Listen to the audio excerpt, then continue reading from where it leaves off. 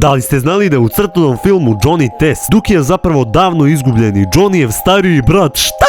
Znači svi smo gledali Johnnyja Testa, znači onaj mali, onaj brzi sa plamenu kosu, znači što je zajeban, što u svaku epizodu trči, radi, luduje, nešto, to je to. Pored njega je uvek njegov pas, Duki, koji ume da priča, zašto niko ne zna, Dukijevu prošlost također niko ne zna. Sam Duki se ne seća šta je bio pre nego što je postao to što jeste. U svakoj epizodi se pojavljuju Suzana i Mara, Johnnyjeve sestre, koje stalno nešto rade, jel tu u svojoj laboratoriji. Ali šta kada bih vam rekao da su one u stvari ključni problem ovde? Kako ova teorija kaže, Suzana i Mara su zapravo malo starije nego što izgledaju. Pre Johnnyjevog rođenja u porodici je bio još jedan član, a to je Johnnyjev stariji brat, odnosno srednje dete gospodina i gospođe Test. Prema ovoj teoriji, Suzana i Mara su ga koristile za eksperimente kao što koriste Johnnyja. Međutim, jedan od eksperimenata pošao je po zlu i Duki, odnosno njihov brat, izgubio je svoje telo. Međutim, njih dve su uspele da mu spasu dušu. Da bi ga spasile, ubacile su ga u telo lutalice, a da ih Ćale ne bi ubio, nakon toga su izbrisale sećanje svima. Duki se zato ne seća svog prošlog života. Jedine koje znaju pravu istinu su Suzana i Mara, tako da izgleda da Johnny nije bio jedino zamorče. Jeziva teorija, zar ne?